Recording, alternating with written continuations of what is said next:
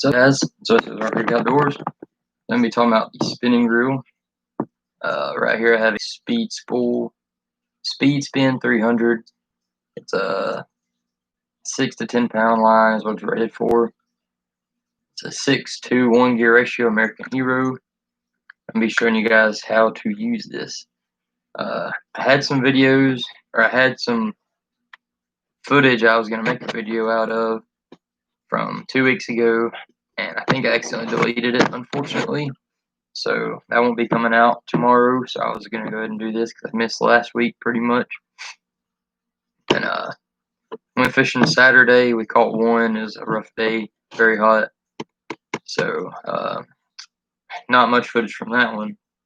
But I'm gonna try to go again Friday and Saturday. Hopefully daytime and nighttime, and see if we can't get some videos cranked out for you guys.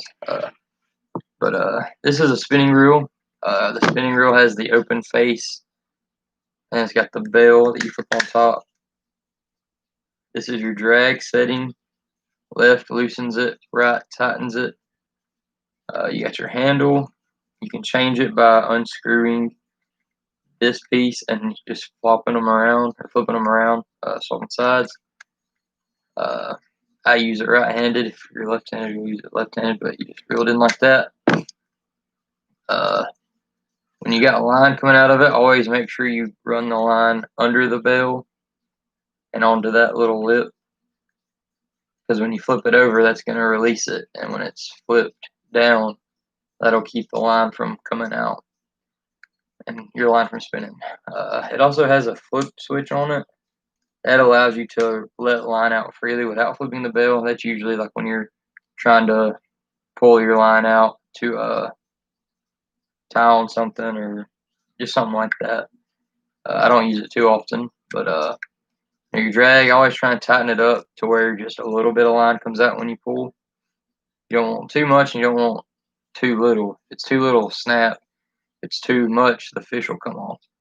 So I try and loosen it to where it just pulls slightly, and especially using light line. I think I have 8-pound test on here. If you're fishing somewhere with clear water, you want to use lighter line. Clear water and deep water, and where there's not a lot of trees and stuff. If you're fishing trees, you want the heavier line. I go 12 to 14 pound in. Usually spinner reels don't hold more than that heavy of line, unless you go to a bigger one and you really don't want to use that for anything. So that's where you swap to the bait caster. But for beginners, this is one of the best reels to use. So what you do, you're holding your line, or you're holding your rod. You want to you flip it over. You're gonna be holding your line and your finger up against the rod. And so when you cast, which I cast this way, I'm holding my finger against the line. So you're gonna come back, get the bell flipped over. Well, hold the line before you flip it over, then flip it over. You're gonna swing back and let it go as you go forward, and that'll cast your line. And as soon as your line hits the water, I usually put my finger on it to keep it from twisting up, and you'll let it sink to your desired depth. Like if you're fishing shallow, I mean, you can flip it over immediately, or if you're fishing deep, just let it come out for a little bit and then flip it over. And I use this mainly for my worms. Sometimes I'll throw a crankbait on there every once in a while, not very often, but usually just worms and live bait and stuff like that. I mean, you can use anything with a spin reel as long as you got a heavy enough rod and line. But I guess if you're a beginner or whatnot. But once you go up, that's usually when you swap to the bait caster when you're throwing bigger things like that. But that's how the bait caster works. I think these American Heroes are like $30 on eBay, brand new. I have 2 of them, and I really do like them. This one's kind of old and not working so well, but I still got one I use every time I go fishing. I also bought an Ava Garcia Silver Max spinning reel. It's good, but it's a little bit heavier. I like these, the Speed Spin 300. That's a perfect size for like Texas rig and Ned rig and stuff like that. But yeah, that's what I usually use. You want to use a spinning rod. With the worms, I usually use a light to medium rod. I like the ultralight. I've got two two Shakespeare ugly sticks that are ultralights, but they're a light to medium, and that way you can feel the vibration, like when something hits it better, but then you still got the backbone to set the hook on it. These are good reels. I've used different kinds. I've had these. I got some Zebcos, some Shakespeares.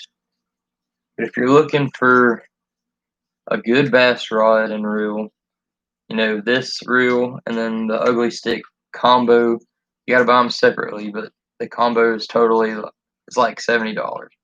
It's a great combo.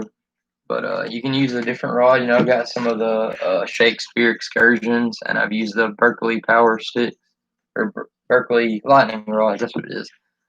Those are all good. They go down in price. The Berkeley excursions like $19.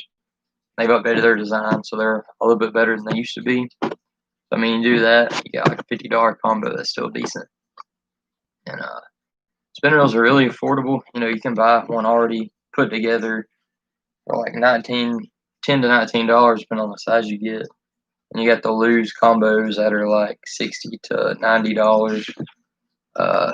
Abbey Garcia combos that are $60.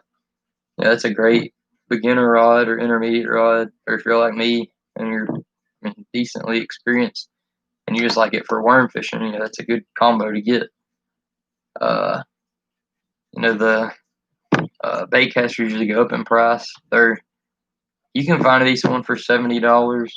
Most of my combos run like $100 a piece. I've had a $200 combo one time. I don't think I do anymore, but they're a lot more expensive. But I mean, they really broaden your horizon. Jigs, crankbaits, spinner baits, all that, top water. I love throwing everything like that on bait casters. But the worm's still my favorite to throw on a spinning reel. Some people don't even use spinning reels anymore. They throw their worm on a bait caster, but not me. I like the spinning reel.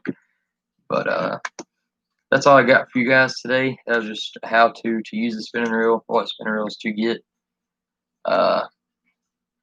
There's a lot out there, so you can find one and look at the reviews and decide from there, or watch some reviews on YouTube.